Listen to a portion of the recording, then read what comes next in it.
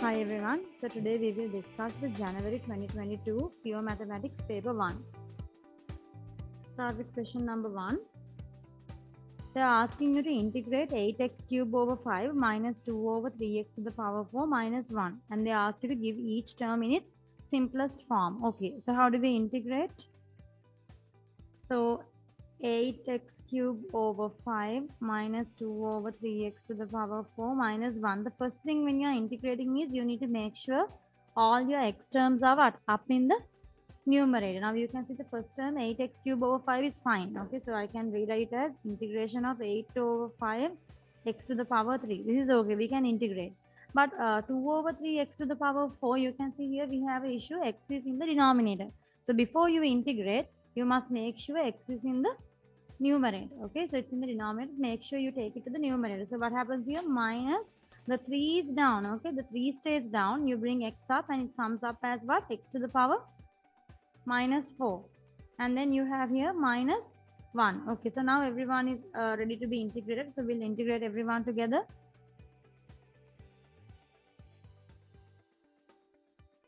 Okay, so now we are ready to integrate. We'll integrate everyone together at once. Okay, so 8 over 5 x to the power 3, when you integrate it becomes x to the power 4 divided by 4. We add 1 to the power and we divide. Minus 2 over 3 x to the power minus 4, add 1 to the power, so x to the power minus 4, when you add 1, it's x to the power minus 1 divided by minus 1. And then what about x to the power minus 3? You add 1 to the power, right? Minus 4 plus 1 is minus 3 divided by minus 3. And finally, when you integrate minus 1, it gives you what? The integration of a constant with respect to x gives you x. Okay, so this is it. And then make sure you put plus C as well. Give each term in its simplest form. 8 over 5 into x to the power 4 over 4 gives us what? You can simplify here, right? You could type in your cal or you could just do it from your head. So we get here 2 over 5 x to the power 4. So this one 2 over 3 into minus 1 over 3. So minus minus gives you a plus here. So these are separate terms, okay? 3 separate terms here. So plus I get here 2 over 9 x to the power minus 3 minus x plus c. So make sure you give each and every term in its simplest form, simplified to the maximum. Okay, so this is the answer for the first question. Question number 2. Fx is equal to 11 minus 4x minus 2x square. Express fx in the form a plus b times x plus c square, where a, b, c are integers to be found. So when you take a look at this particular format, you need to remember, you need to remind yourself, this particular format, we call it a very specific name. What is this? When you have like x, now you can see x is only in one place, x plus c, and the entire thing is square. X is just in only one place in this entire expression. Such expressions are called as what? I mean, to get this, what do we need to do? We need to perform completing the square. Okay, so we have to complete the square here. So let's complete the square. To complete the square, let me rearrange the entire sum again.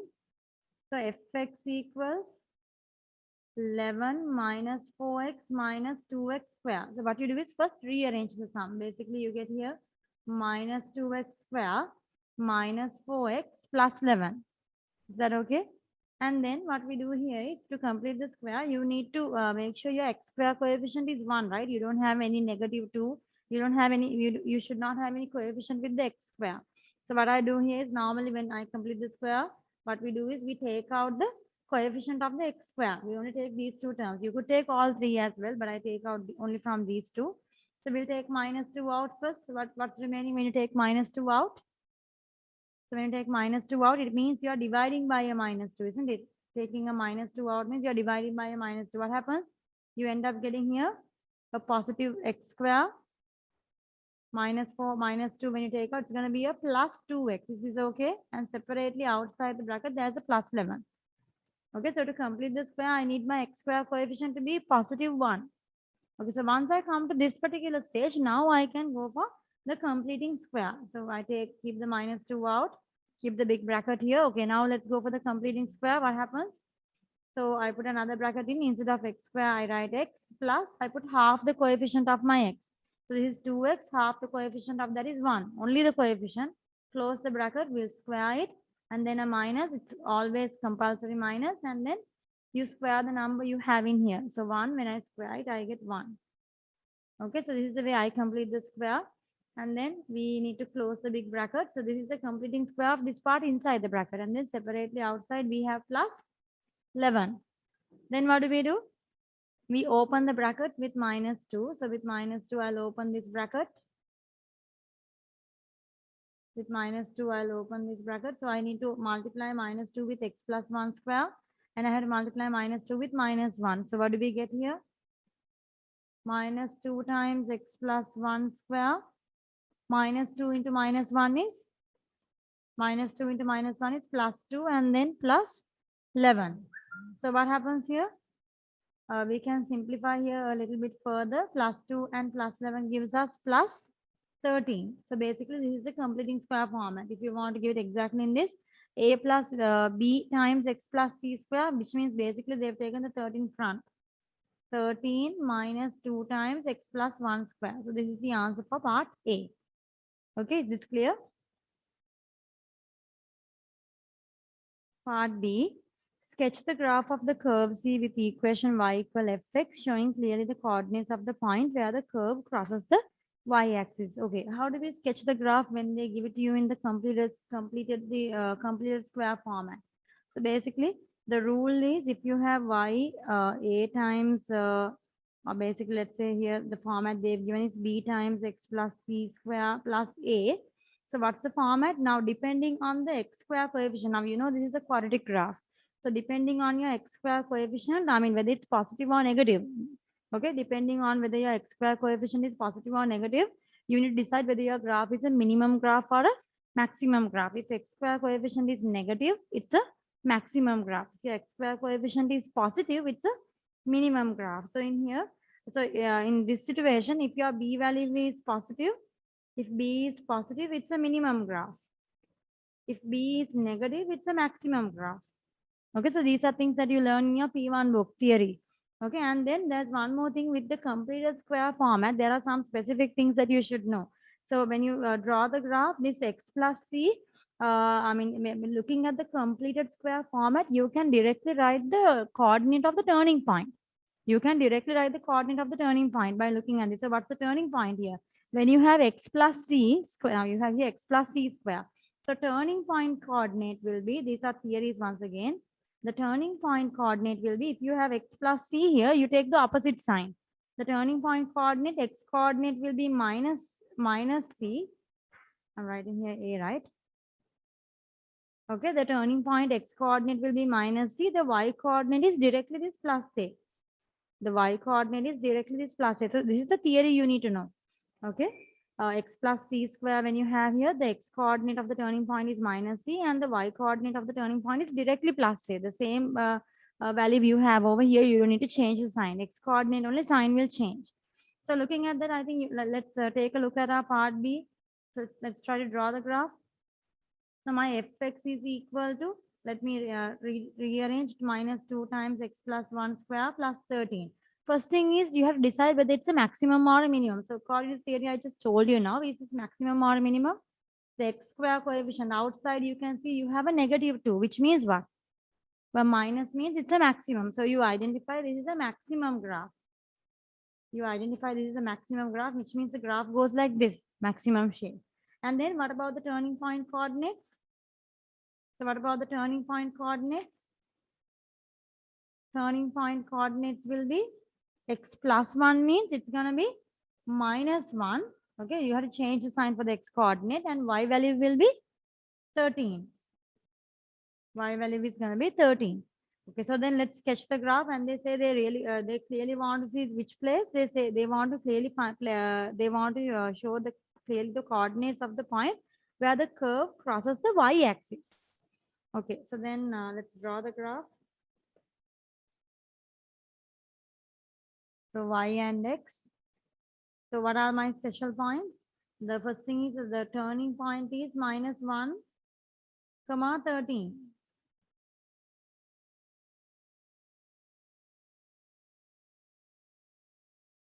So minus 1 comma 13. Let's put it somewhere over here. So minus 1 comma 13. And from this point, what type of graph do we do? This is the highest point. This is the maximum point in our graph. So you must draw what graph? A maximum graph. So this particular shape. So draw a maximum graph. Draw a maximum graph around this turning point. And then they want you to clearly show the place where the graph crosses the y-axis. So that means they want you to find this particular point. How do we find this particular point? They are not asking for the x coordinates. Do you see?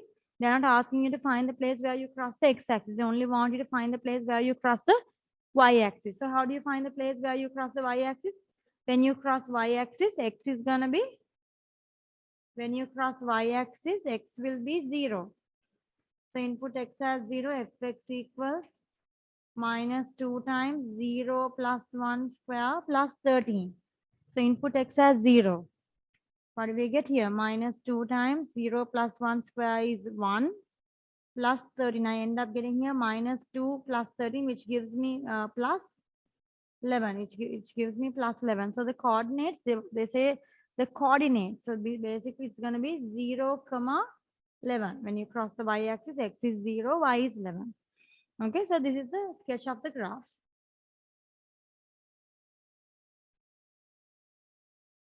Part C, write down the equation of the line of symmetry of C. So I have drawn C. So what do you think will be the line of symmetry? The line of symmetry is the line that goes exactly in the middle, is a quadratic graph. And you know the line of symmetry definitely passes through what? The turning point, isn't it? The line of symmetry definitely passes through the turning point. So what's this line of symmetry? X equals minus 1. So this is your line of symmetry.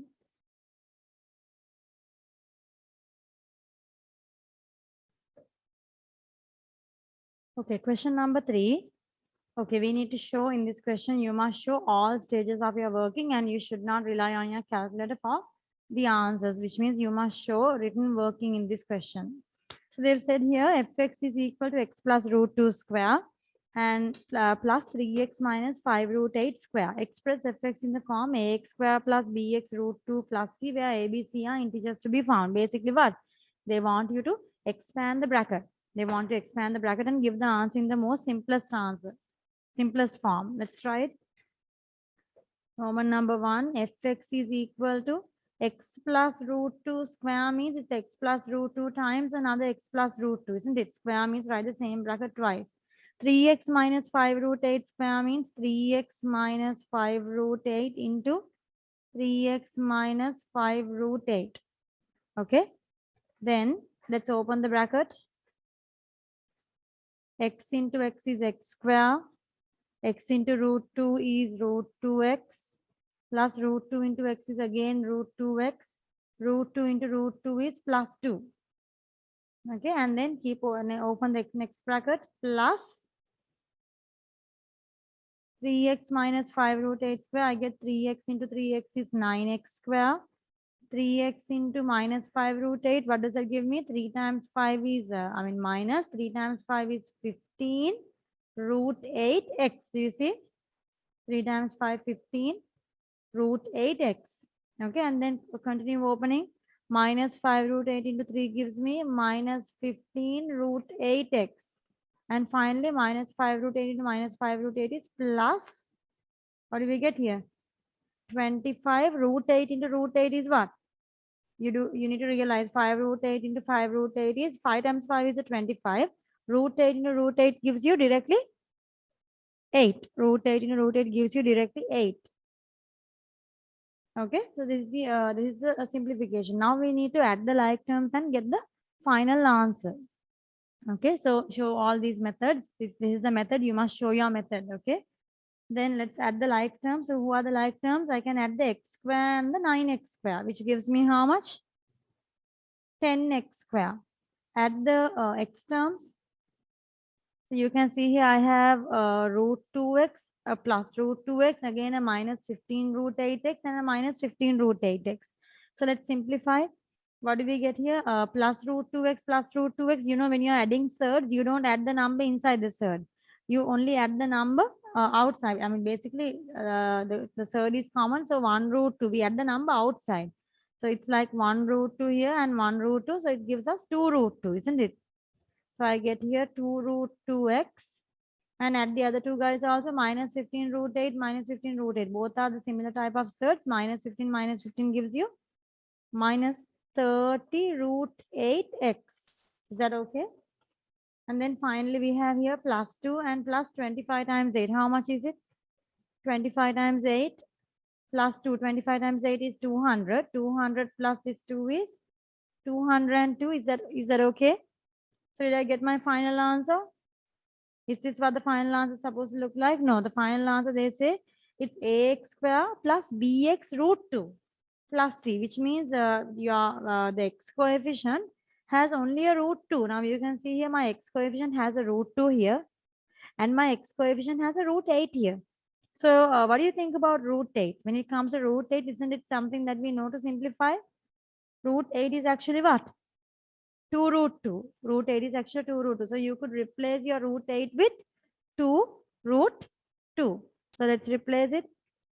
10x square plus 2 root 2x minus 30, and I'll replace the root 8 with 2 root 2. Do you see this? Okay, 30 root 8 is replaced as 2 root 2, and don't forget the x plus the 202. Okay, then I get here 10x square. Can you all simplify? 2 root 2 and here minus 30 into 2 is minus 60. You have minus 60 root 2s, and here you have positive 2 root 2. So what happens here? So these are like terms. You can simplify. So simplify. What do you get here? So these are the like terms. My plus 2 root 2 minus 60 root 2. So we you can just type in the cal plus 2 minus 60. What do we get? We get minus 58. Minus 58 root 2x plus 202. Okay, so this is the simplest answer. And we found ABC as integers. Ax square, bx root 2. Yes, we got that, and plus c. So we got the answer in its simplest form. Okay. Moving on to part 2. Solve the equation. Okay, so we have this equation giving your answer in the form p plus q root 3, where p and q are simplified fractions to be found. Okay, so when they say solve the equation, what are we solving for here? Now you can see in this equation, we have only one unknown, which is, in this equation, the unknown is y. So then when they ask you to solve the equation, in other words, what do they want you to do? They want you to find the value of this y. They want you to find the value of the y. Okay, so basically what you need to do here is you need to make y the subject. Shall we make y the subject?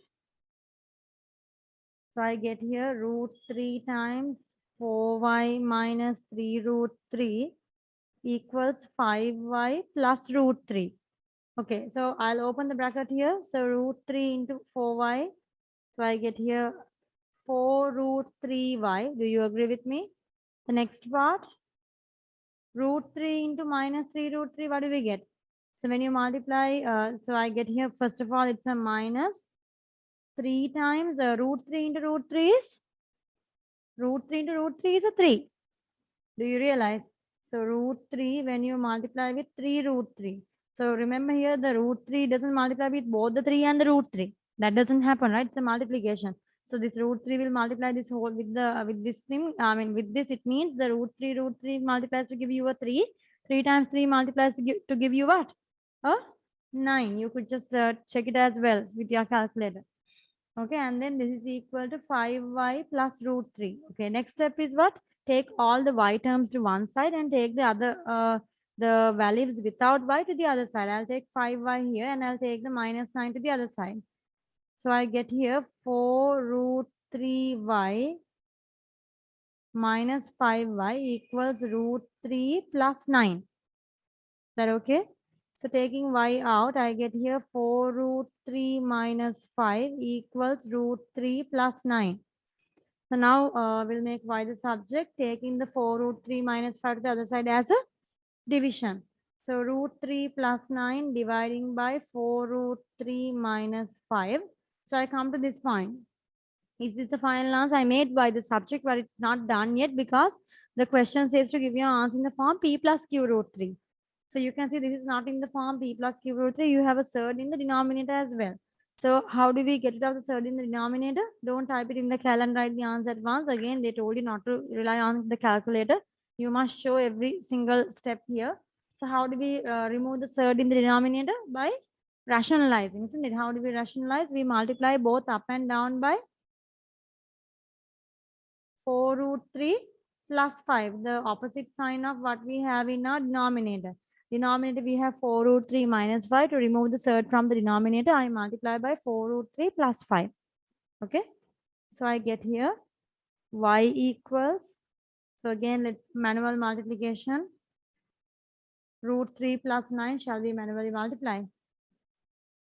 So root 3 into 4 root 3. What happens when you multiply root 3 with 4 root 3? Again, root 3 and 3, root 3 becomes 3. 3 times 4 gives you 12. Is that okay? Then the next one, root 3 into 5 is plus 5 root 3. And then the next one, plus 9 into 4 root 3. So 9, when you multiply with 4 root 3, the 9 multiplies with the 4 to give you plus 36, and the root 3 will stay there. And the last part, 9 times 5, that's a 45. Is that okay? Okay, then let's open the denominator as well. Now, denominator, of course, we can use a small shortcut. What is it? You can see we have 4 root 3 minus 5, 4 root 3 plus 5. So what is this supposed to remind you? A minus B into A plus B. A minus B into A plus B is supposed to give you what? A square minus B square, which is also called difference of two squares. Otherwise, you can open the bracket manually and the middle part will cancel out. So anyway, it's easier if we go with the completing with the difference of two squares. So 4 root 3 minus 5 into 4 root 3 plus 5 is 4 root 3 square. 4 root 3 square minus, in the middle minus, and the square of 5. 5 square. This is a shortcut, or else you could just multiply in the way I did earlier, like multiply each and every term and open the bracket in the manual way. So I find this easier. Okay, so what do we get here? Simplify the numerator. 12 plus 45 gives me how much? 57. 5 root 3 plus 36 root 3 gives me how much? 41 root 3. Is that okay? And denominator 4 root 3 square. 4 root 3 into 4 root 3 gives me what? So you can type this in the cal. 4 into 4 is 16. 16 times 9, isn't it? You can just, we are not entirely depending on the calculator. So 4 root 3, 4 times 4 into 3 actually, isn't it? 4 root 3 into 4 root 3 is 4 times 4 is 16. Root 3 into root 3 is a 3. Or you can type the whole thing in the cal, this particular part only this part, okay? So I get 48 minus 25. How much is 48 minus 25? 23. Okay, so then give your answer in the format they have told to give in the form p plus q root 3, where p and q are simplified fractions. So p needs to be separately given. So let's separate this out. So I get here 57 over 23 plus 41 over 23, and on top you have root 3. Okay, so this is my simplest answer for y.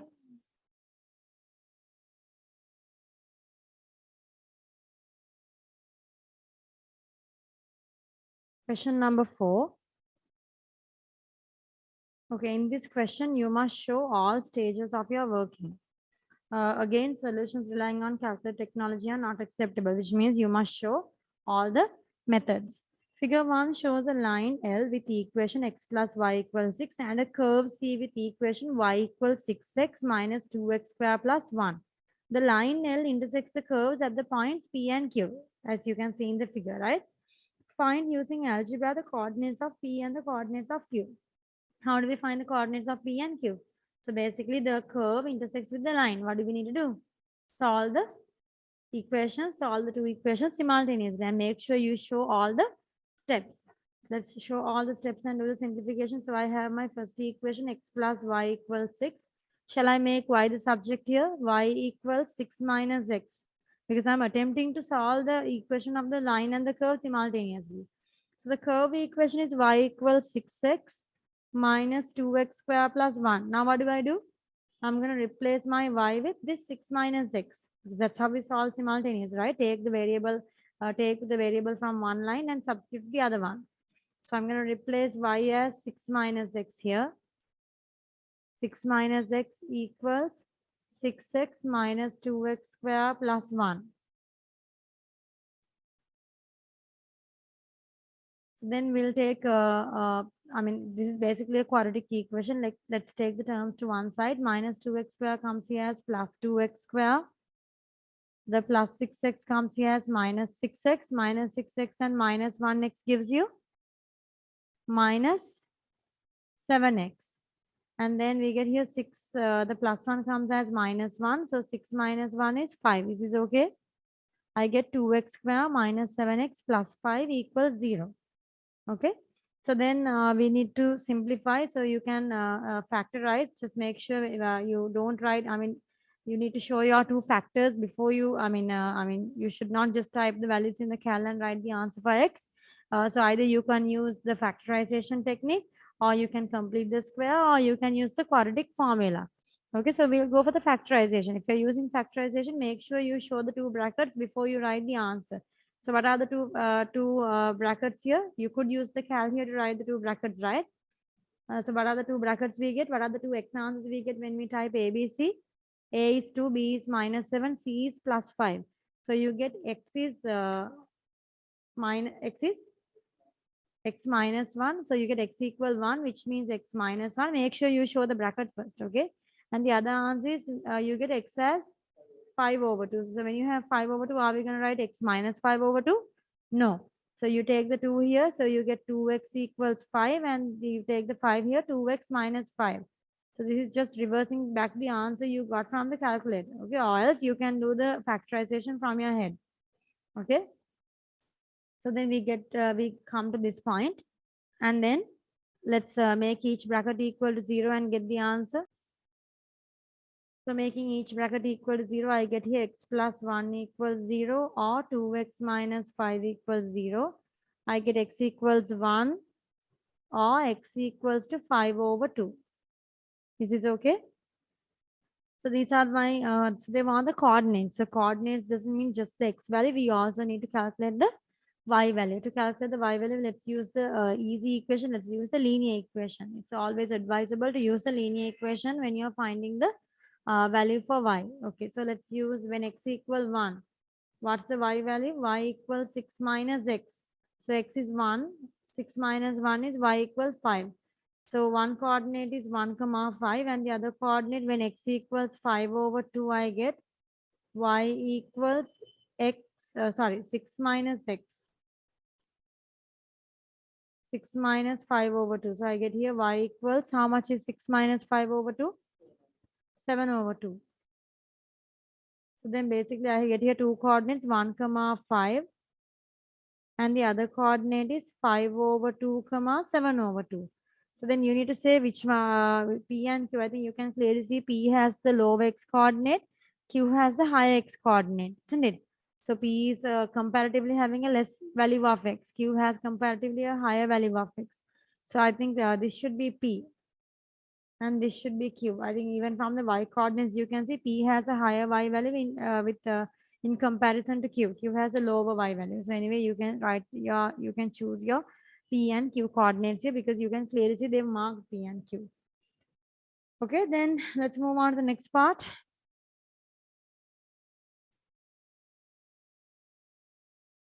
Okay, we'll move on to the next part. The region R shown shaded in figure 1 is bounded by the curve, the line L and the x-axis.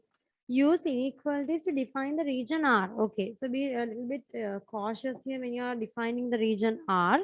Okay, so there's more than what meets the eye here. Okay, so basically when we see like this, okay, now I need to define my region R.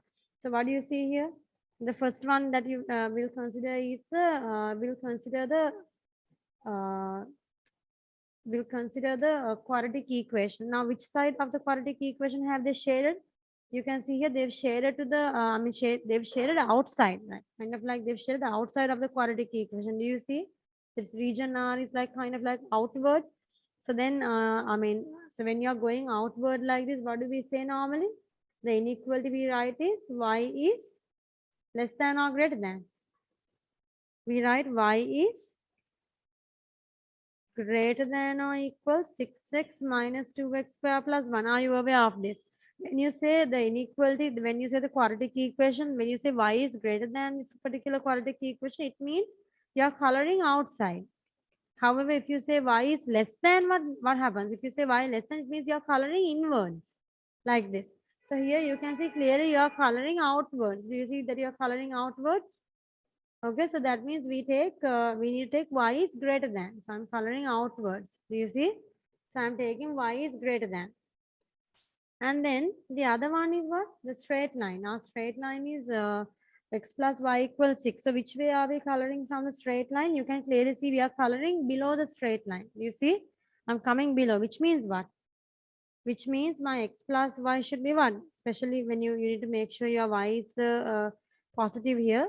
So x plus y is what? Take special consideration for y. To y only I am applying the inequality here. So we are going down. We are shading below the line, which means y should be what? Greater than or less than? It should be less than. Y less than or equal to, what is the value we have here? 6. X plus y less than or equal 6. Or you could make y the subject and say y less than or equal 6 minus x. Okay, so these are the two main inequalities we have. Okay, so let's just shade both of them and see what we are getting. Actually, not just both of them. I took the region below the straight line and I took the region outside of the quadratic graph, and you can see I need one more, right? What is it? I also need to give the region above this x-axis. So what's the region above x-axis? We also need to write y is, what is this line? This x-axis line is y equals 0, which means what? This is y is greater than or equal 0, isn't it? So this is what meets the eye. But there is something a little bit more than this that you need to think about. So when you write like this, even though you may not notice, you are not actually defining just one region. You are actually defining two regions. Let me show you what I mean. Now in the first one, we wrote y greater than or equal 6x minus 2x square plus 1, right?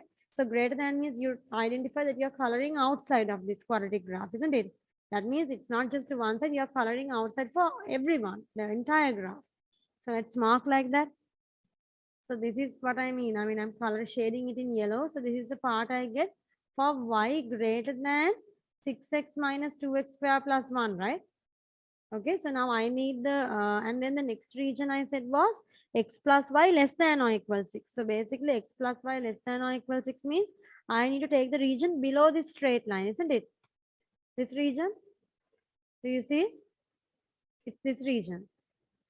Okay, so now, when you're defining these inequalities, we need to, when we're defining the inequalities, we need to see the region which gets selected all the three times. And I have written three inequalities here. So basically, this region R should be one that satisfies all these three, isn't it?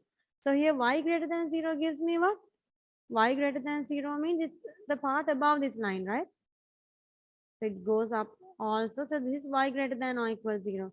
Do you see what happens here? Do you see that I get two particular regions here? I get this region shaded thrice. Do you see I have all the three colors in here? The yellow, red and green, all three are shaded here. And also, do you see there's another region that also has that same problem? With these three same inequalities, I'm also defining another region. Do you see that this particular region also has all three colors? Can you see? This region also has, by writing these three inequalities, I'm not only defining region R, I'm also defining this region.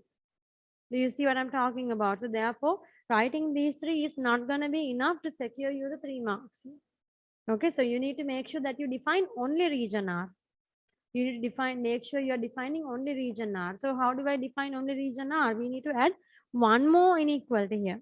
Okay, we need to add one more thing here. How do I get rid of this now? I don't want this section. I only want the region shaded size. I only want this section. Okay, now let me erase the parts that I don't need here now.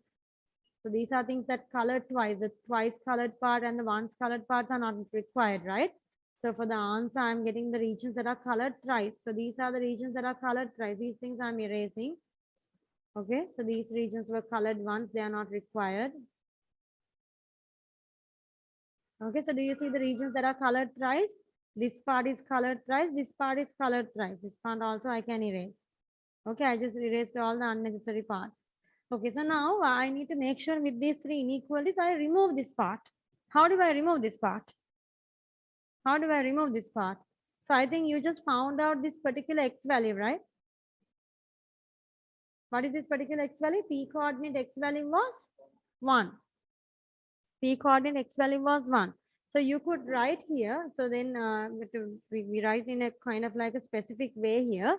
Okay, so learn this specific way. We write here now this x value was 1. Here the other x value was how much? 2.5, right? So we write here now I want my x. I don't want this region to be included, right? So I'll write here x should be what? X should be greater than or equal. Actually, you could write here x is greater than or equal 1. Isn't it? If you write x is greater than or equal 1, you actually get the region to the other side, right? You could write x is greater than or equal 1. You could even write what? X is greater than or equal 2.5. They are both correct, right? If you write x greater than 1, it means you should take the region after 1, I mean greater than 1, isn't it? If you write x greater than 2.5 also, you take the region away from 2.5, isn't it? So both of those values are correct, right? So shall I write like this to take both of them together? I'll say x greater than or equal a, where my a is going to be between 1 and 2.5. So it doesn't matter, right? If my a value is 1, if I write x greater than or equal 1 also, I'm taking this region to the right side of 1. Still that gives me this region only then. Then I can completely remove this side. Or if I write x greater than or equal 2.5 also, I'm taking only the right side. I'm removing the other side completely. So then I can write here in generally I could write x is greater than or equal a, and this a value could be either something between 1 and 2.5. Okay, so if you take any a value between 1 and 2.5 and say x is greater than any value in between this, that means you are taking the region away from that point in between 1 and 2.5. Could be 1, it could be 2.5, it could be even a value in between. So anyway, for all of those x values, we are going to define this region only. Do you get what's going on here? Okay, so please ask me your questions. So basically, you don't need to keep like this. You could directly write something like this. I mean, for the third inequality, for the fourth one. Okay, let me specify this properly for y'all. So you could write here for instead of this, you could write directly. You could write instead of this, x is greater than or equal to 2.5. Anyway, you must mention it.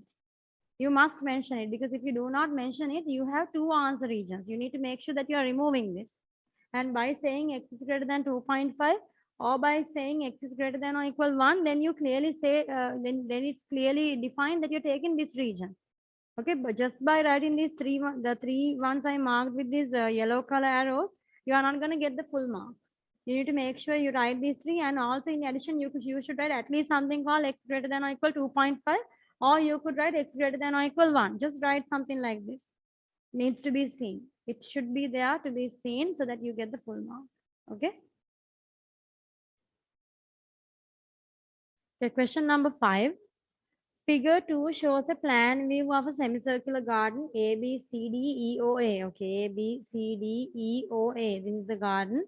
The semicircle has center O, diameter AOE, radius 3 meters. Okay, so radius is 3 meters.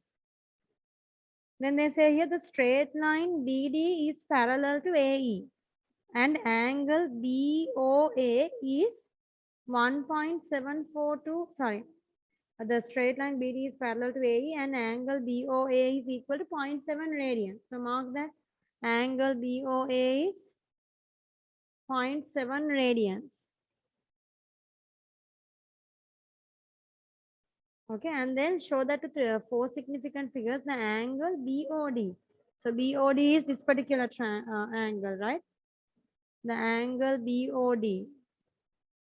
They wanted to find the angle BOD is equal to 1.742 radians. Okay.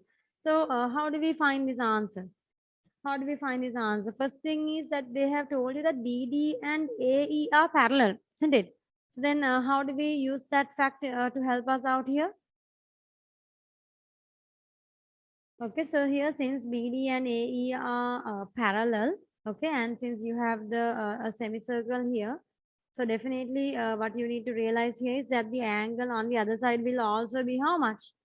The angle on the other side, the DOE sector will also be having an angle of 0.7 radians. It's just one mark. So it shouldn't take a long time to figure it. You shouldn't take a long time to think about it. So to get this particular angle, what we do is we use angles in a straight line adapt to 180. In this case, we work with radians. Therefore, angles in a straight line will adapt to how many radians? Pi radians. Okay, 180 degrees pi radians. So from pi radians, part A, to get angle BOD, from pi radians, we subtract 0.7 and another 0.7.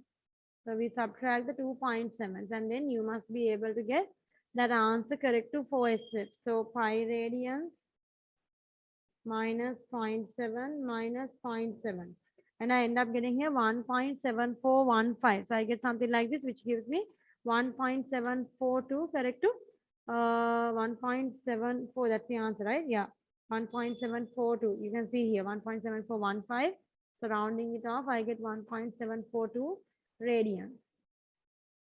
Part B. The flower bed R shown shaded in figure 2 is bounded by BD and the arc BCD. Find the area of the flower bed giving your answer in square meters to one decimal place. Okay. They want you to find the area. They want you to find the area of the flower bed which is bounded by BD and the arc BCD. Okay. So how do we do that? So how do we do that? Basically what you do here is you take the sector. You take the arc BCD with O. Do you see? You take this particular sector, this angle, and then you find the area of the sector and what? Subtract it with the area of the triangle. That's all you need to do. Do you need to consider this entire semicircle and suffer? No. Just take the sector and subtract it from the area of the triangle and you have the shaded area. Simple as that. So area of the sector. So area of sector BCDO gives us what? What's the equation for area of a sector? Half R square theta, area of a sector, where theta is in radian. So half radius was given to us as how much? 3 meters. Half 3 square into theta is use 1.742 because they have clearly told asked you to find it here. That means that's the value you should use when you are doing the remaining part of the sum. Okay, half into 3 square into 1.742. So take that answer and then you also take the area of triangle BOD. Take the area of triangle BOD. Area of a triangle is half AB sine C. So half A and B are both what? You can see OB, OD are also radius, isn't it? O to B, O to D is also radius. Half AB is going to be here, half into 3 into 3, right? Half AB is OB and OD. Sine C is the angle in between. So the angle in between is 1.742 into sine 1.742. Do you agree? Half AB sine C. So now when you get these two answers and when you subtract, you should get the shaded area. So shaded area equals half into 3 square into 1.742. Subtracting with half into 3 times 3 is 9 into sine 1.742. So I'll give this all in the cal so that I will not get any rounded off answers. So half into 3 square, which is 9 into 1.742, subtracting with half into 9 into sine. Now, when you type in this again, one important thing is what your calculator should be in what mode? Radian mode, because the thing is you're using a sign here. When you're using trigonometry, you need to be really careful whether your calculator is in the correct mode. Here I'm using sine 1.742 where the angle is in not in degrees, it's in radians. So I've typed this in degree mode. This is wrong. We need to make sure we type the value in the correct mode in the calculator. So I had to change the mode. The angle unit should be radians. Okay, so half into 3 square is 9 into 1.742 minus half into 9 into sine 1.742. And I get here 3.4047. They've asked us to give the answer to one decimal place, right? So 3.4047. So the answer to 1 dp is 3.4 square meters because we are getting the shaded area. 3.4 square meters. Okay. So we'll move on to part C. Find the perimeter of the flower bed, giving your answer in meters to 1 decimal place. Okay. So again, what's the flower bed? You need to realize what's the flower bed. They told you the flower bed is the region, the flower bed R. The flower bed is the region R. Now in this next part, they are asking you to find the perimeter of the flower bed. So when it comes to the perimeter of the flower bed, how many borders are there for the flower bed? How many borders are there for the flower bed? You get the arc length BCD and the BD length. Do you see it? To get the perimeter of the flower bed, perimeter means you add the border. So you get the BCD arc length and the BD straight line length. Is that okay? So shall we get the arc length BCD? Arc length BCD is how much? R theta, isn't it? Arc length is R theta when theta is in radian. R is 3. Theta is 1.742. So multiply. So this gives me the length of BCD arc. 3 into 1.742, which gives me 5.226. And then let's get the length of the line BD. Okay, what's the strategy we use to get the length of the line BD? We can use the cosine rule because we know the angle theta in here, right? We just found it and we know the length OB and OD. So you could use the cosine rule. You could even, I think cosine rule would be the easiest. You could even use the sine rule because we know these two. This is the isosceles triangle and we know these two lengths. Okay, so I'll go with the cosine rule since that's the easiest. So how does cosine rule work here? BD square equals BO square plus OD square minus 2 times BO into OD cos the theta, right? You remember you start with this side and you write the squares of the other two sides minus twice the other two sides into the cos of the angle between these two sides or the cos of the angle opposite to the BD side. Okay, so BD square, this is cosine rule, equal BO square is 3 square, which is 9. OD square is 3 square, which is 9, minus 2 into BO is 3, OD is 3. Cos theta is 1.742. Are you with me? You can even use other rules as well, okay? I'm just using the easiest one. 9 plus 9 minus 2 into 3 into 3 cos 2 into 3 into 3 into cos 1.742. And I get the answer here 21.066. So I get this is the BD square answer. So to get BD, we must root this answer and I get 4.5898. 4.5898.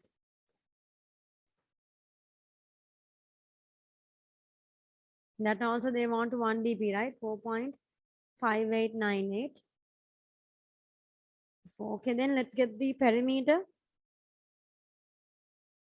So how do we get the perimeter? Let's add both the values. The arc length was 5.226.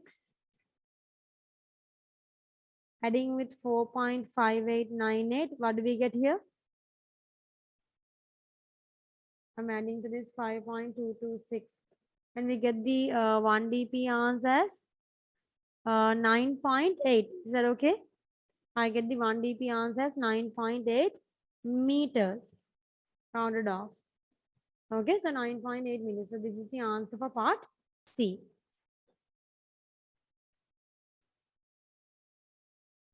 Question number 6. The curve C has equation y equal fx where x is greater than 0. Given that f dash x equals x plus 3 square over x root x and the point P 4,20 lies on the curve. Find the value of the gradient at P. Okay. So what do we mean by gradient? Gradient of the curve is actually the dy by dx. So basically the f dash x. F dash x is the gradient. So do you need to do anything new here to find the gradient of the curve? It's already f dash x is given to you. All you need to do is what? Input the x value here and calculate the gradient. So what's the x value here? In our coordinate, the point P is 4,20. X value is 4. Input x as 4 and immediately what do you get? You get the gradient at the point P. Let's get it done.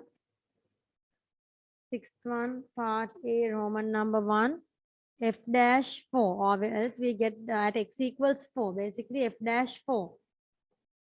4 plus 3 square. I'm replacing the x with 4. Do you see? I'm replacing all the x values with 4. Divide by 4 root 4. Then I end up getting here 4, 5, 6, 7. 7 square. 4 root 4 is how much? 4 root 4 is 2. 4 times 2 is 8. So 7 square is 49 divided by 8. So I think this is a decimal figure, right? So we'll leave it like this, 49 over 8, or you could leave it the decimal answer. Both are okay. Roman number 2, hence find the equation of the tangent to curve C at P, giving your answer in the form ax plus by plus c equals 0, where a, b and c are integers to be found. So once again, I told you f dash x is what? F dash x in other words is your dy by dx. Dy by dx in other words is the gradient of what? Not just only the gradient of the curve, but it's also the gradient of the tangent to the curve. So that's what we mean by dy by dx, gradient of the tangent to the curve. So this is dy by dx. So basically we found the gradient at the point 4 comma 20, right? We found the gradient is 49 over 8.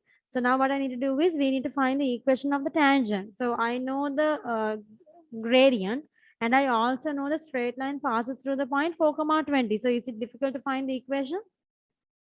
Equation of a straight line follows the format y minus y1 equal gradient x minus x1. Isn't it? This is the equation for the format for the straight format of a straight line. X1, y1 is a coordinate that lies on the straight line. M is the gradient of the straight line. Y minus, who is y1? You know your line passes through 4 comma 20, which means y1 is 20. Gradient is the gradient of the straight line, I mean gradient of the tangent, 49 over 8. Into x minus x1 is 4. Okay. And now what we do is they want us to get the answer in the simplest form in the integers. They want ABC to be integers. So what I'll do is I will take the 8 to the other side and multiply both the y and 20 with the 8. So I end up getting here y into 8 is 8y. 20 into 8 is 160. Here I get 49 times x minus 4. So 8y minus 160 equals 49 into x is 49x. 49 into 4 is how much? 49 into 4 gives me how much? 196. Take everything to one side and give your answer. 0 equals, I'll take here 49x, the plus 8y, I'll take to the other side as minus 8y. And minus 160 goes as plus 160. So minus 196 plus 160 gives me how much? Minus, plus, it gives me minus 36. So this is the equation of the tangent in the simplest form. Here a, b, c are integers, ax plus by plus c. So this is the equation of my tangent in its simplest form. Last part, part B, find fx. Simplifying your answer. Okay, how do we find fx? They've given you f dash x, right? So from the dy by dx or from the differentiated function, how do we come back to the original function? We must integrate. Integration is the reverse of differentiation, and that will that can convert the f dash x or your dy by dx back to y, back to fx. Okay. However, can I integrate something that looks like this when it's in this particular format? Can I integrate this? No, I mean to integrate. You first thing is you can't have x in the denominator. First thing is you can't have x in the denominator. Next thing is you can't have brackets and squares like this. We need to have everyone in its simplest form before we even integrate. So first thing is open the bracket, simplify, and make sure x is up in the numerator. So when I open the bracket, what do I get here? X plus 3 square is x plus 3 into x plus 3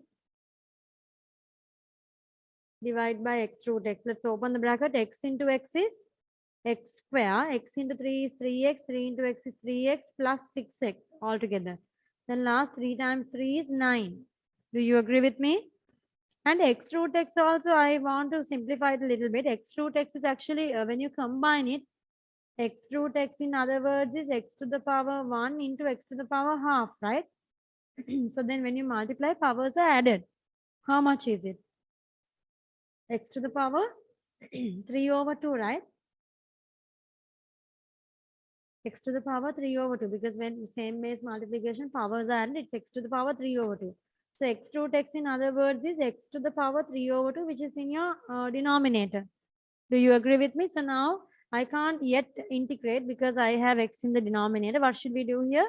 We can take x to the power 3 over 2 up as minus 3 over 2, and we can multiply everyone with x to the power minus 3 over 2. Or personally, what I would like to do here is I would like to break everyone up like this. X square over x to the power 3 over 2 plus 6x over x to the power 3 over 2 plus 9 over x to the power 3 over 2. Do you agree with my working? So this is still in f dash x. Okay, now the division x to the power 2 divided by x to the power 3 over 2. So when you divide, the powers are subtracted. So subtract 2 minus 3 over 2. What do we get? 2 minus 3 over 2 is half. So x to the power half. And here there's a 6 here. And x to the power 1 divided by x to the power 3 over 2. When you are dividing, powers are subtracted. So 1 minus 3 over 2 is how much? Minus half. And the last part, 9 over x to the power 3 over 2. 6 x to the power minus half. Okay, and then finally plus 9 x to the power 3 over 2. You can't have it down. To integrate, you must bring the x terms up. So it comes up as x to the power minus 3 over 2. Okay, so this is our f dash x. And now you can see f dash x is ready to be integrated. So make sure everyone is fixed and then we integrate. So let's integrate then f dash x to fx. X to the power half. When you integrate, you add 1 to the power and you divide. So half plus 1 is 3 over 2 divided by 3 over 2. Plus 6 x to the power minus half. When you add 1, minus half plus 1 is half divided by half. Do you agree with me? Plus 9 x to the power minus 3 over 2. You add 1. Minus 3 over 2 plus 1 is minus half, right?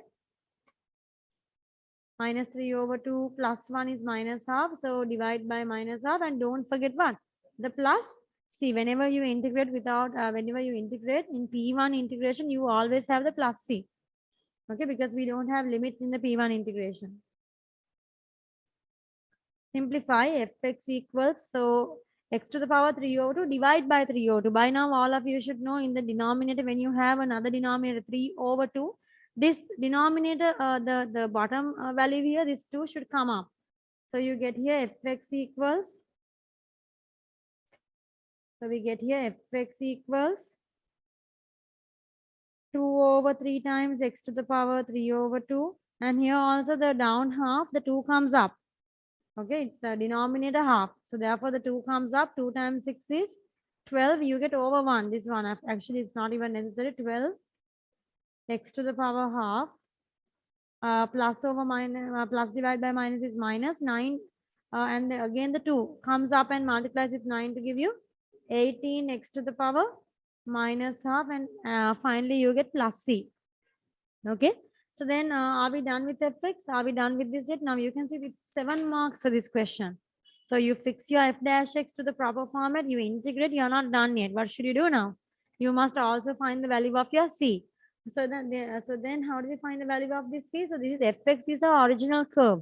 And they've given us what? A coordinate on top of our original curve. The coordinate they've given on our curve is 4, 20. So point P lies on the curve, isn't it? So substitute 4, 20. X is 4, y is 20. And find the value of c. Okay, so substitute 4, 20.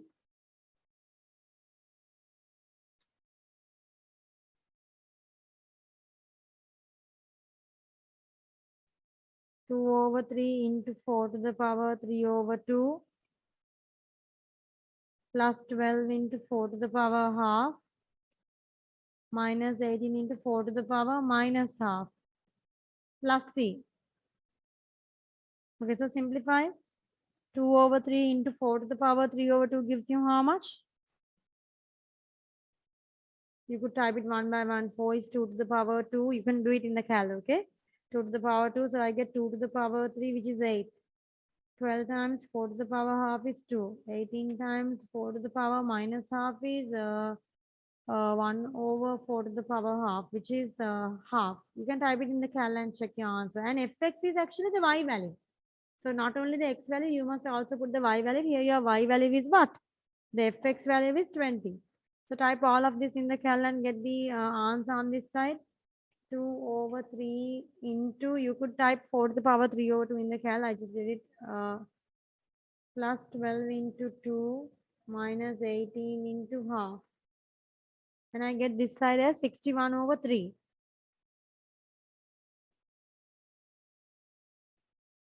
So C equals to 20 minus 61 over 3. So type it. 20 minus 61 over 3, which gives me C is minus 1 over 3. C is minus 1 over 3. And then they ask us to write the proper equation for fx. So input fx, the C value. Fx equals 2 over 3. X to the power 3 over 2. Plus 12 x to the power half. Minus 18 x to the power minus half. C is minus 1 over 3. And this is your final answer. Okay, so this is the final answer for the fx.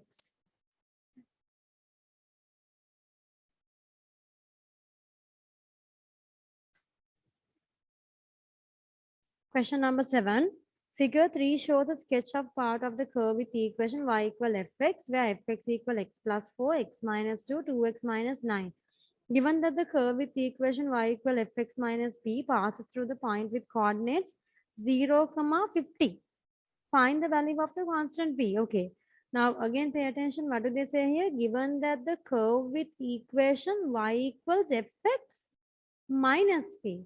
Okay, so original fx curve is this. And they say the equation fx minus p. This is about what? Translations, right? Inside the bracket, we do the opposite to x. Outside the bracket, we do the same thing to y. So here you have outside the bracket a minus p, which means you're supposed to subtract all your y coordinates by the p value. The entire graph will shift down by p units, isn't it? The entire graph shifts down by p units. Now the thing is, they say when you shift down by p units, what happens? When the graph is brought down by p units, they say it passes through the point with coordinate 0, 50. I think you can say 0, 50 is when x is 0, y 50. This is the place where you cut the y axis, isn't it? Okay, what we'll do is this. Now we have the original fx curve, right? So original fx curve is given. In this original fx curve, can you find me the place where you cut the y axis, the first place, where the original place where fx cuts the y axis? How do we do that? We go to the fx curve, and when you cut y axis, x is 0. Put x as 0. 0 plus 4. 0 minus 2. 0 minus 9. What do we get for the cutting point? When x is 0, y cutting point is 4 times minus 2 times minus 9. How much is it? 4 multiplied by minus 2 is minus 8. Minus 8 multiplied by minus 9 is plus 72. Okay, so it's a multiplication. This is the place where the original graph, where the original fx graph cuts the y-axis. Are you with me? Now they say when they do fx minus p translation, this 0, 72 point comes down where? It comes down where? To 0, 50. Basically the graph is shifting down the p unit. So can you now can you see what's the value of this constant p? How much is it? P is 72. You subtract from 50. 72, when you subtract from 50, you get 22. Basically, your graph has shifted 22 units down. Minus mark is already there here. So you don't need to give minus 22. You just need to write the p value. Okay, so the value here is fx minus 22, right? The original fx graph, you subtract 22. So minus mark is already there. Therefore, p value is simply 22. Okay. Then let's move to part B. Given that the curve with equation y equal f of x plus q passes through the origin, write down the possible values of the constant q. Okay, so possible values, that's in plural. Okay, so possible values. Now they say here f of x plus q. When you see x plus q inside the bracket, what needs to come inside your head? We need to do the opposite, right? So for the x coordinates, we need to subtract q. We need to subtract q. And then what happens when you translate? That means your graph moves left, right. So when you have f of x plus cube inside the bracket with x, it means your graph is shifting to the left or it's shifting to the right, right and left. Okay, so moving left, right. Okay, so now basically what needs to be done here is, what you do is first find the values of x that you have that are cutting the x-axis right now. So what are the places where fx cuts the x-axis? When you cut x-axis, y is 0. Input y as 0. 0 equal x plus 4. X minus 2, 2x minus 9. What do we get here? X plus 4 equals 0 or x minus 2 equals 0 or 2x minus 9 equals 0. What do we get here? X equals minus 4 or x equals 2 or x equals 9 over 2. Do you agree with me? So these are the points. You can mark it on your graph as well, right? So this point should be minus 4, isn't it?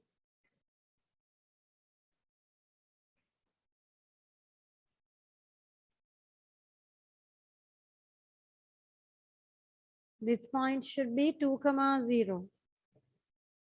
And this point should be 9 over 2, 0, 4.5, right? So can you see all these values?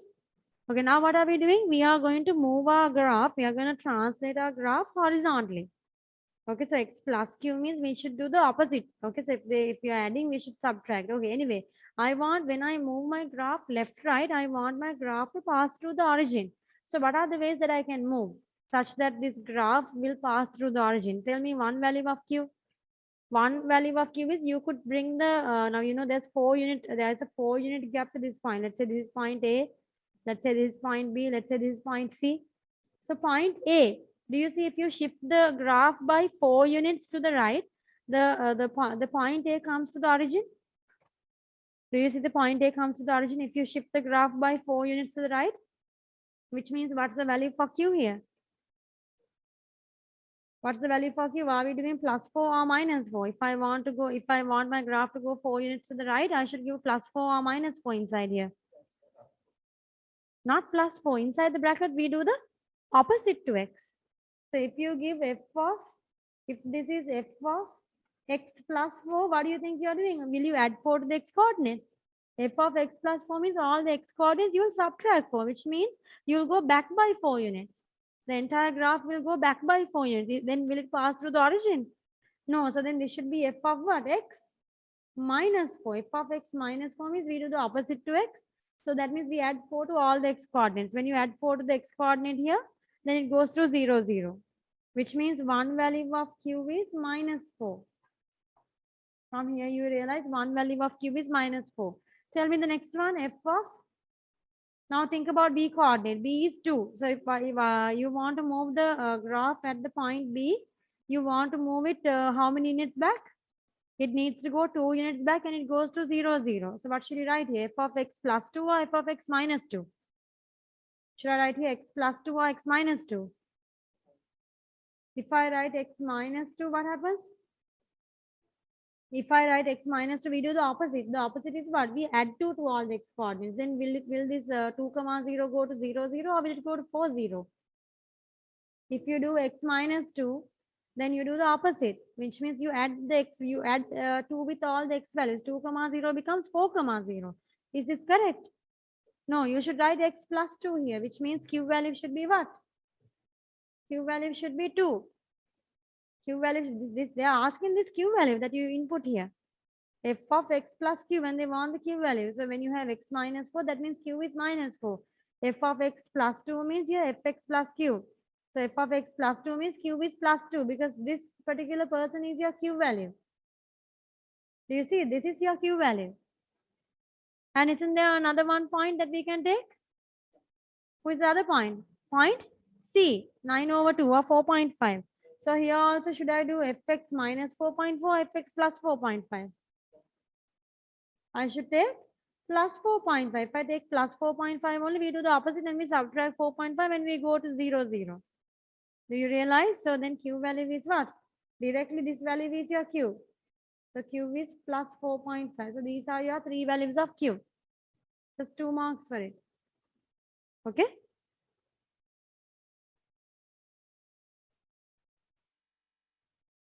Okay, sorry, this is not part C. Okay, so part B answer is what I wrote over here. The Q values are the solutions for part B. Okay, next, let's move on to part C. Find f dash x. Okay, how do we find f dash x? How do we find f dash x? So basically, fx is given, you need to differentiate and find the f dash x. You can see they've given you 4 marks, so there's some amount of work involved here. So to find f dash x, what's the first thing? Can you differentiate when you have a product of these brackets here? No, first thing is you must simplify. You must expand your brackets. Shall we expand?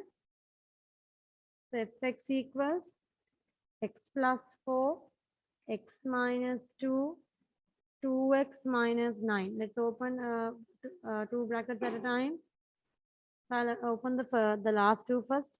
X into 2x is 2x square. X into minus 9 is minus 9x. Minus 2 into minus 2 is minus 4x. Minus 2 into minus 9 is plus 18. So I end up getting here x plus 4 times 2x square minus 9 minus 4 is minus 13x plus 18. Okay, then again we need to expand our brackets. X into 2x square is 2x cubed. X into 13x is minus 13x square. X into 18 is plus 18x. 4 into 2 is plus 8x square. 4 into minus 13 is minus, how much is it? 13 into 4 is 52, minus 52x. And the last one, 4 into 18 gives me 72.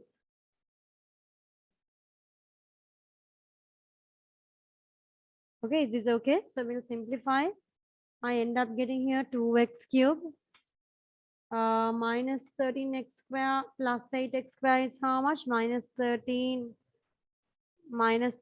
plus 8 is minus 5x square, right?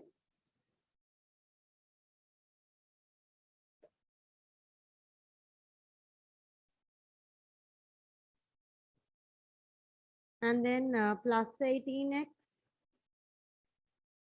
minus 52 is how much? 18 minus 52 gives me minus 34x, isn't it? And finally plus 72. So this is my fx, the full expansion. First we open the brackets completely. So after we are done with the fx, now we are ready to find what? Our f dash x. So this is my fx. So now I can move on to my f dash x.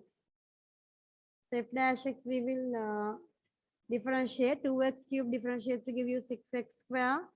5x square differentiates to give you 10x. Minus 34x differentiates minus 34x differentiation is 1. Okay. Plus 7 to differentiation is 0. Okay. So this is my f dash x. Then we'll move on to the last part. Part D, hence find the range of values of x for which the gradient of the curve with the equation y equal fx is less than minus 18. Okay, what do we need to do here? They say the gradient of the curve is less than minus 18. So who is the gradient of the curve? Who is the gradient of the curve? Part D, the gradient of the curve is f dash x. The gradient of the curve is what we define as f dash x, and they want the gradient of the curve to be what? Less than minus 18. They want the gradient of the curve to be less than minus 18. So f dash x should be less than minus 18. Are you following me? Then let's input the f dash x value. So f dash x value was 6x square minus 10x minus 34 is less than minus 18. So this is actually what? What do we call this? This is a quadratic inequality. It's a quadratic inequality. So to solve a quadratic inequality, you must make sure to bring all your terms to one side and make one side of the inequality definitely 0. So bring everything to one side. 6x square minus 10x minus 34 plus 18 is minus 16 less than 0. So again, in this inequality, I can see there are some common figures here. We can divide because it's equal to a 0 here, right? So divide by a positive number, then equal sign will not flip. So I can divide the whole thing with 2. Simplify your answer. So then I get here 3x square minus 5x. 16 divided by 2 is 8. Less than 0. Is that okay? Okay, now it's a quadratic inequality. So you can draw a number line or you could draw the graph, somehow get your answer. So what are the two x solutions we have at this point? So when you type in the cal, what are the two factors we get? So I get here x equal 8 over 3. X equal 8 over 3 means factor is 3x minus 8. You could factorize from your head as well. The other answer is x equal minus 1, which means x plus 1. So these are my two factors. Okay, so after you come to the two factors, what do? You can mark it on the number line. One answer is x plus 1 means x equal minus 1. 3x minus 8 means the other answer is x equals to 8 over 3. And then you could either use the number line technique or you could use a graph technique. Anything is fine. So if I use a graph, this is a positive x square graph. It's a quadratic minimum graph. You could draw a minimum graph or you could use a number line. Anything is fine. So then these are your three regions. The three regions are one behind minus 1, the other one in between minus 1 and 8 over 3, the other one after 8 over 3. So what are the regions I want? I want my graph to be less than 0. Less than 0 means my graph needs to be, the y values need to be positive or negative. My y values need to be negative. So which part of the graph do I take? In the first section. So this is the first section. This first section, you can see your graph, the y values are positive because they are above the x-axis. In the second section of the graph between minus 1 and 8 over 3, you can clearly see your graph is negative because it's below the x-axis. In the next part of the graph, the x value, you can see x greater than 8 over 3. At this point, the graph is again above the x-axis, which means the y values are positive. Which values do I want? I want values where the graph is negative, less than 0, which means I need to take the down part, the yellow part. So then what are the solutions? I can directly write my solutions are x is greater than minus 1. As you can see here, x values are bigger than minus 1 and lesser than 8 over 3. So it's actually solving a simple quadratic inequality. So x values are larger than minus 1 and less than 8 over 3. So this is the answer for part D.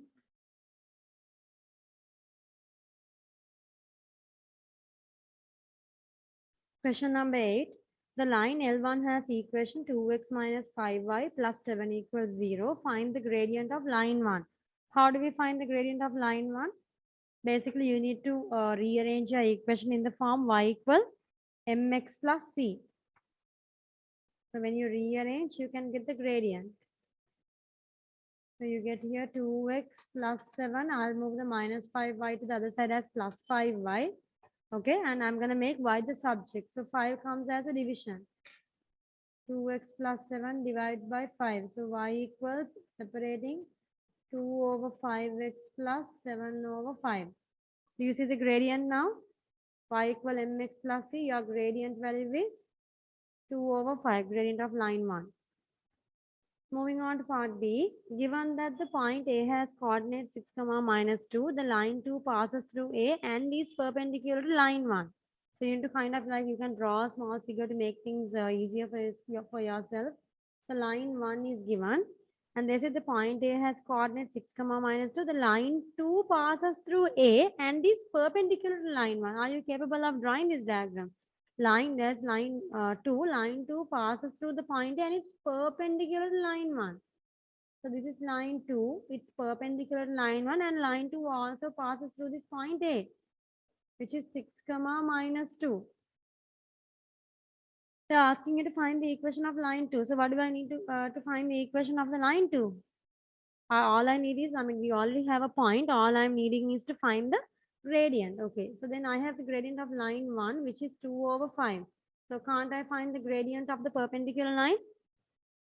The gradient of the line 2 is what? You reciprocal, isn't it? You switch the sign and you take the reciprocal. Or you can say here, It's negative 5 over 2. Do you agree? You switch the sign and you take the reciprocal. While it's better that we show our method. Shall we show our method? Gradient 1 into gradient 2 is minus 1. So gradient 1 is 2 over 5 into gradient 2 equal minus 1. Gradient 2 is minus 1 into 5 is 5 over 2. Minus 5 over 2 is the gradient. Okay. Then we have the gradient now. So the gradient of the line 2 is minus 5 over 2. So then we can get the equation. So equation of line 2. So again, to find the equation, y minus y1 equal gradient x minus x1. So y minus y1 is what? Obviously, we are using a coordinate that lies on top of line 2, which is 6 comma minus 2 is what I use as my x1, y1. So y1 is minus 2, gradient minus 5 over 2, x minus x1 is 6. Again, they've told you to give your answer in what form? Find the equation of line 2 giving you answer in the form y equal mx plus c, which means what? They want you to make y the subject. Okay, so then in that case, I will not take this 2 to the other side. Okay, so I get here y minus minus means y plus 2. Here, I'll open the bracket with minus 5 over 2. Minus 5 over 2 into x gives me what? Minus 5 over 2x. Minus 5 over 2 into minus 6 gives me what?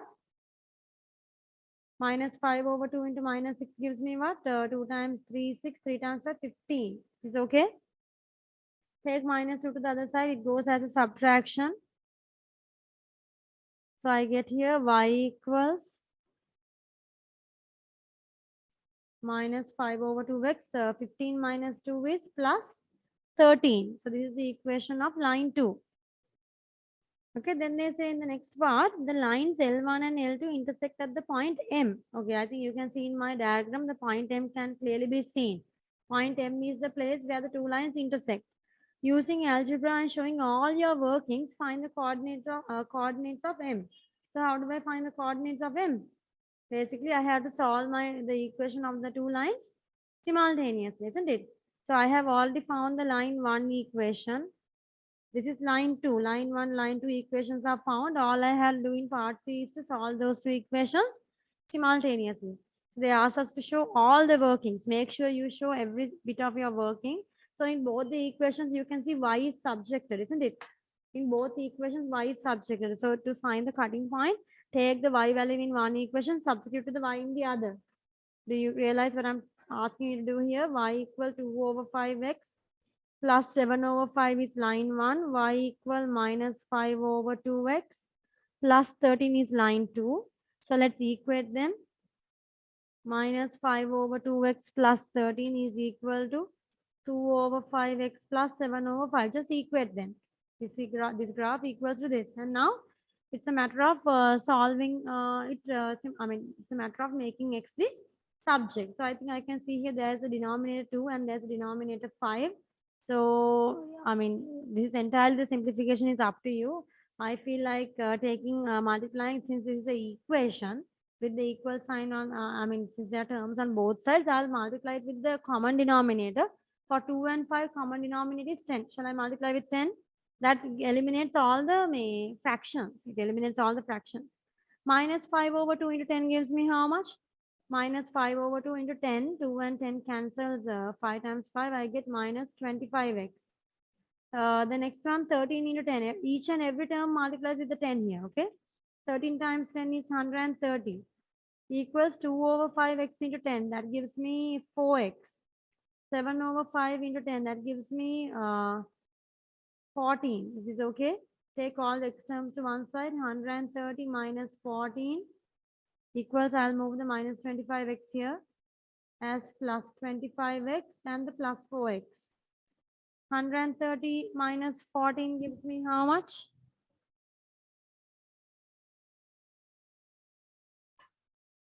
Gives me 116. 25 plus 4 is 29x. Is that okay? So 116 divided by 29 gives me how much? X is 4. And then get the y value, substitute the x value into one of your two equations and get y.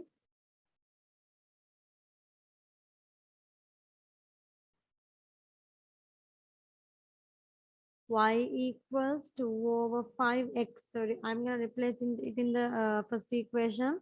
2 over 5x is 4 plus 7 over 5. You could replace it in any equation. The x value 4. So 2 over 5 into 4 plus 7 over 5. So basically, it's a matter of typing this in the cal, right? 2 over 5 into 4 plus 7 over 5 gives me y equals, I get the answer here, y equals 3. So the cutting point, the m coordinate, they've told the cutting point is m. So m point, the coordinate is 3, 4. Okay, so this is the answer for part C. M is x is 4, y is 3, isn't it? M is 4, 3, x is 4, y is 3. Okay, is that okay? Part D, given that the diagonals of a square ABCD meet at M, find the coordinates of the point C. Okay. So the diagonals of a square ABCD. So point A is given to you. So you need to think about ABCD, and the diagonals of this ABCD square is going to meet at M. Okay. So think about the question of the square ABCD. Where will it come? So where do we have the questions of our ABCD?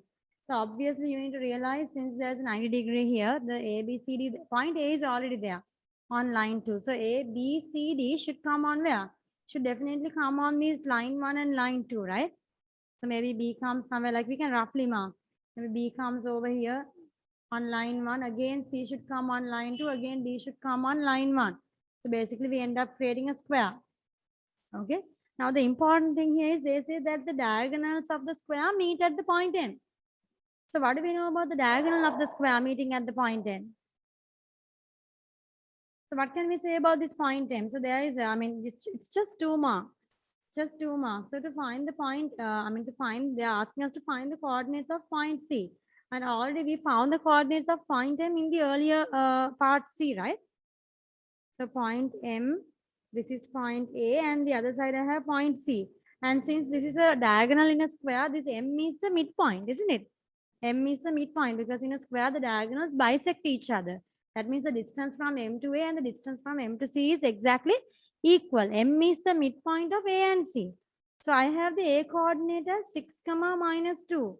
And I found the M coordinate, isn't it? Okay, coordinates of M were 4, 3, right? Coordinates of M were 4, 3. So all I need to do is find the coordinates of C. So C coordinates, let's say it's XY. So how do we find the C coordinates? So to get the midpoint, we add the 2 corner coordinates and divide by 2, isn't it? So let's say this is XC and YC to make it better. So the corner coordinate of X coordinate of C and the X coordinate of A, we add and divide by 2, and we get the midpoint X coordinate. Solve it. Solve this equation and you find the X value. And the coordinate of Y at C plus the coordinate of Y at A, the 2 coordinates, we add and divide by 2, we get the midpoint Y coordinates. Get the answer for X and Y. So what's the answer for the X coordinate of C? It's 4 times 2.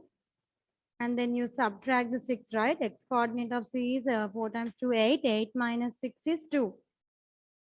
Y coordinate of C is 3 times 2 is 6, and then minus 2 goes as plus 2. 6 plus 2, the answer is 8. So then the coordinates of C are 2, 8. Is that okay? So this is the end of question number 8. Question number 9. Figure 4 shows part of the curve with the equation y equal a cos x minus 30, where a is a constant. The point P is a minimum point on the curve and has coordinates 30, minus 3 as shown in figure 4. Write down the value of a. Okay, how do we write down the value of this a? They have given you a coordinate, isn't it? They have given you a coordinate that lies on this curve. So all you need to do is what? Replace the x value with 30 and replace the y value with minus 3, and you can find the value of your a. Simply 1 mark. Y equal a cos x minus 30. So y is minus 3. A cos x is 30 minus 30, right? Minus 3 equals a times cos 0. Cos 0 is in degree mode, or you can type in radian mode. Cos 0 is 1. So this is in degree. Actually, we're doing the sum in degrees. So cos 0 is 1. So basically, a into 1 is a. A equals to minus 3. So this is the answer for part A. Okay, let's move on to part B. The point Q is shown in figure 4 and is a maximum point. Can you see the maximum point? The point Q is shown in figure 4 and is a maximum point. Find the coordinates of Q. Okay, how do I find the coordinates of Q? Now, first thing that you need to realize here is what are the transformations happening here. So what do we have here? Y equal minus 3 times cos x minus 30. This is the graph that this is the graph that they have drawn. Okay, so now you need to consider, it's 3 marks. Okay, you need to consider what has happened to the x coordinates of the original cos x graph and the y coordinates of the original cos x graph. Can you think, can you see what has happened? The inside bracket part affects whom? Inside bracket part affects the x coordinates, which means all the original x coordinates in your graph, you have to add 30, isn't it? So the x coordinates, the previous x coordinates, what did we do? We added 30 degrees. And then what about the minus 3? Minus 3 is outside the bracket, which means it affects the y coordinates. All the y coordinates are multiplied by minus 3. So y coordinates are multiplied by minus 3. Okay, so this is what has happened. Now, taking all those facts into consideration, you have to say, what is the q coordinate? Okay, so what's the q coordinate? How do we do this? Okay, to understand this properly, we can we can draw a quick sketch of the cos graph and see what happens here. And then we can figure out how to get the q coordinate. So just to, because it's, difficult to explain to you all in directly what's going on here. Let me explain to you. Now, if you draw the cos graph, the original cos graph comes like what? Cos 0 is 1, right? With the cal. Cos 90 is 0. Are you with me?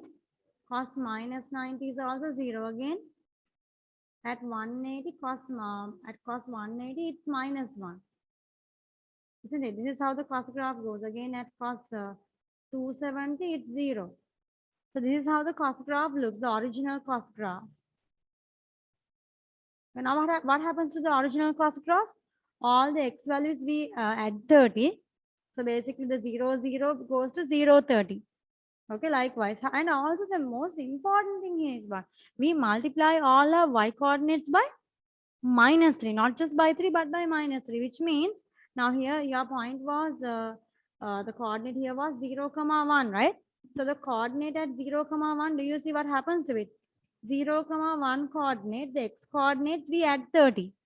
Okay, I'm going to transform this 0, 1. I'm just focusing on one coordinate to show you what really happens here. 0, 1, the x coordinates, you're supposed to add 30. So 0, what happens? The x coordinate 0. When you add 30, the new x coordinate, the new peak. The peak is now at 30 degrees. And what about the y value? Now the y coordinates are multiplying by minus 3, isn't it? So here the y value is 1. When you multiply with minus 3, it becomes minus 3. So do you see this peak here? 30, minus 3, how it came? So the 30, minus 3 was the original peak that was over here. Do you see? So this is 30, minus 3. So then we just need to use a little bit of trigonometry here. And then what about this one? Let's just use a few more points and I'll write 2 more and then we can guess the other one. So what about this 90, 0? Just to give you an idea. What about 90, 0? Original coordinate is 90, 0. Do you agree with me? So what happens to 90, 0? The x coordinate, you add 30. So 90 plus 30 is how much? 120. 0, you're supposed to multiply by minus 3. Will that change? 0 times minus 3 is 0. So do you see this point should be 120, 0? Do you realize that this point is 120, 0? And then what about the other peak? This peak over here? This point is 180, minus 1. What happens? to 180 comma minus 1, x coordinates, you're supposed to add 30. 180 plus 30 is how much? 180 plus 30 is how much? 210. Are you with me? Minus 1 when you multiply with minus 3, the y coordinate minus 1 when you multiply with minus 3, what do you get? Minus 1 into minus 3 is plus 3. Do you realize what's going on here? This point, this minimum point, 180 comma minus 1 is now a maximum point, 210 comma 3. Do you see how it's moving? Can you see how it's moving? So, and then this maximum point 0 comma 1, the red color point I marked here, has become a minimum point at 30 comma minus 3. So now all you need to do is just take a look at the geometry of the graph and see the gaps and just get the Q value. It's not difficult. So how do we get the Q value now? Think about it. So I think you can see here still the gaps are going with 90, right? 120 to 210 is a gap of 90, which means this this particular full, half of this curve is still the gap is 180. Do you agree with me? The gaps are not changing.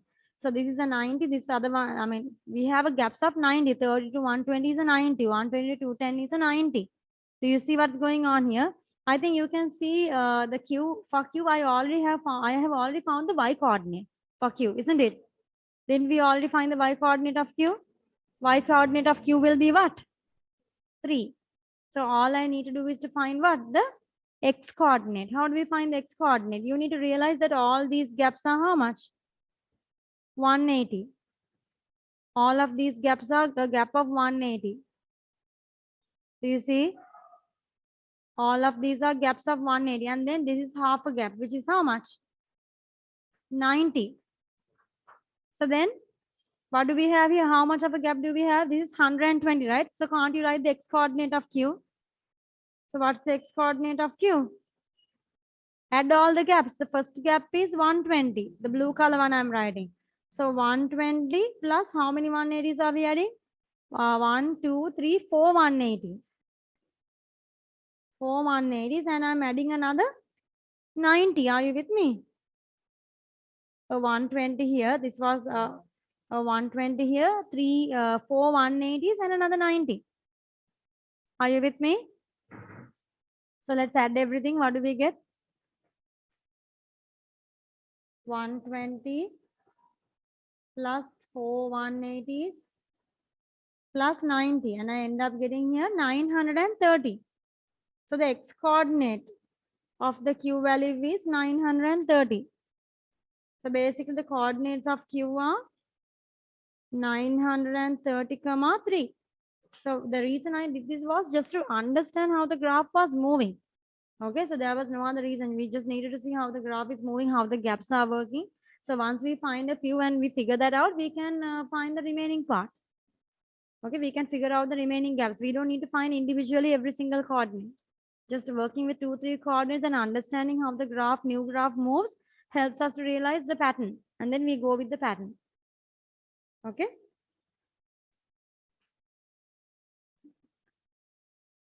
Question number 10. The curve C has equation y equal 1 over x square minus 9. Sketch the graph of C. Okay, how do we sketch the graph of C? And they say on your sketch, show the coordinates of any points of intersection with the coordinate axis. State clearly the equations of any asymptotes.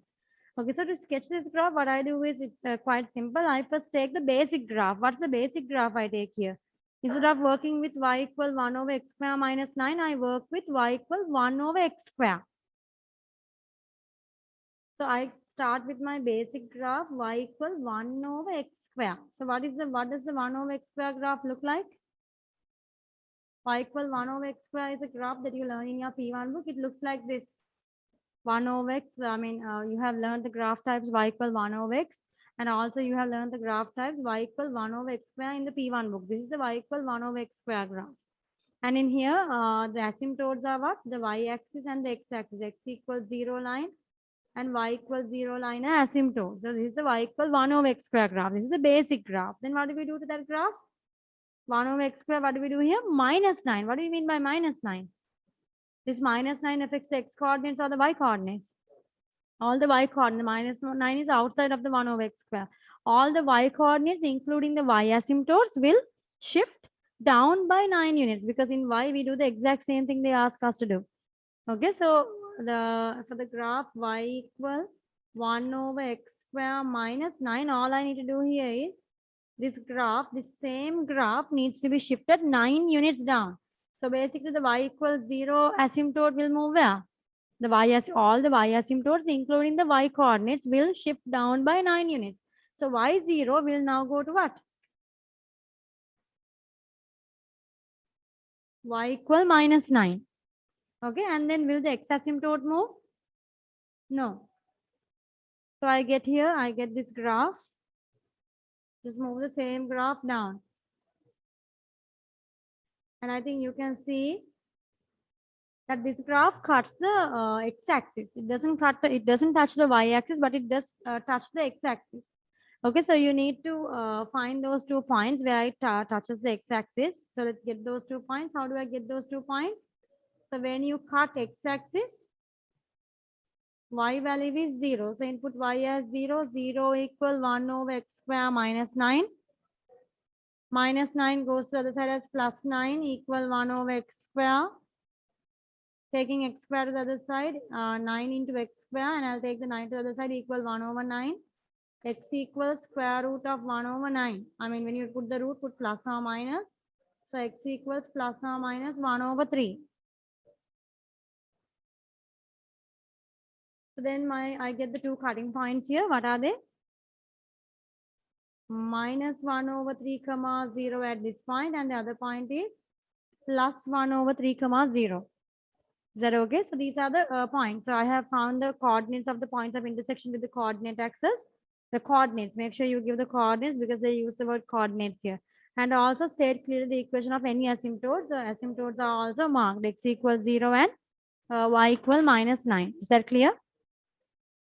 Then we'll move on to the next part. The curve D has equation y equal kx square, where k is a constant. Given that C and D, C means the curve that we drew here, and D is the y equal kx square. Basically, it's a kx square is actually a quadratic graph, right? So depending on whether k is positive or negative, we can get a maximum or a minimum graph. The curve D has equation y equal kx square, where k is a constant. Given that C and D meet at C meets D at 4 distinct points. Distinct means what? 4 different points. C and D meets at 4 different points. Find the range of possible values of K. Okay, first things first. You need to realize when you see the word y equal kx square, this is definitely what type of quadratic. Now, depending on whether K is positive or negative, you can get minimum or maximum, but there's one very specific thing about the kx square graph. What is it? If you have just y equal x square graph, it's a minimum graph that goes to 0, 0. So if you have y equal 2x square, what happens? The graph just becomes a little bit wider, but the cutting point is still 0, 0. If you have y equal minus x square, it's a maximum graph that goes like this. So basically all the kx square graph it will go through 0, 0. All the kx square graph will pass through the point 0, 0. Are you with me? Okay, then. So y equal kx square is a graph that goes through 0, 0, isn't it? Okay, now the thing is they say to you that the y equal kx square graph meets this particular graph, meets the curve C at 4 distinct points. So now when you think about, so there are things that you can figure out from this. So if your k is a positive figure, you get a minimum graph, right? So a minimum graph that you draw on kx square will come like this, isn't it? A minimum graph would definitely come like this. Do you agree? And do you think a minimum graph will give you 4 cutting points? Is there any chance that the minimum graph gives you 4 cutting points? Definitely not. You can see here, if you draw a maximum graph, you at least get a chance of meeting it 4 times like this. Do you realize what I'm talking here? So here, one thing we realize is that the graph must definitely be a maximum to have 4 cutting points. Do you see the 4 cutting points here? If you have a maximum, you at least have a shot of getting 4 cutting points. For a minimum graph, there's absolutely no way that you get 4 cutting points. Is that okay? So first thing you figure out is that the graph, the kx square, it's a maximum graph, which means your k values are negative. Definitely your k values are supposed to be negative. Are you with me? Okay, so we realize here, what do we realize here? Now I remove the graph that I drew here because this is the answer for part A. You should not draw anything on top of the part A graph, okay? So that was just to show you. If you want, you can sketch it over here and show to yourself again. So this was the graph. So your maximum graph should go like this. Okay, sorry. Okay, your maximum graph should go, I mean, you must draw a maximum graph. End of the day, the understanding is that you realize you must draw a maximum graph. Okay, so your maximum graph will definitely go through 0, 0. And you can see it cuts at 4 distinct points. That's the only way to get 4 distinct points. So we realize here the first criteria for K is negative. That's the first thing we understand. We understand K must be negative. And then the next thing you do is we want to get the cutting points, right? So how do we get the cutting points? We'll solve the two equations simultaneously. Y equal 1 over x square minus 9 with y equal kx square. Let's solve it. Make equate the two equations. Kx square equal 1 over x square minus 9. So I'll multiply the whole equation with the x square. So what do I get here? Kx square into x square is kx to the power 4. 1 over x square into x square is 1. Minus 9 into x square is minus 9x square. Okay, so take everything to one side. Kx to the power 4 plus 9x square minus 1 equals 0. Do you see the equation? So we get a quadratic equation. So quadratic equation says that we get 4 roots, isn't it? Okay, so then I want, now you all understand that we get more than one cutting point here, right? So which means what? Your discriminant, we can go for the discriminant here. Your discriminant b square minus 4ac will be what? Greater than 0. So discriminant b square is 81, 9 square. Okay, your ABC, A is k, b is 9, c is minus 1, right? 4 into a is k, c is minus 1.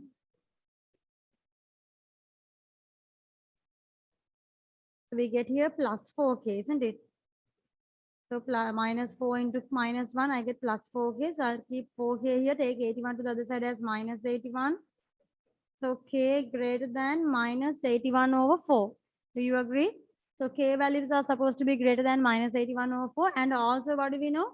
K values are definitely supposed to be what? Less than 0. K values are supposed to be negative. It's not supposed to be positive. So end of the day, your k range is going to be greater than minus 81 over 4 and less than 0. So this is the range of possible values for your k.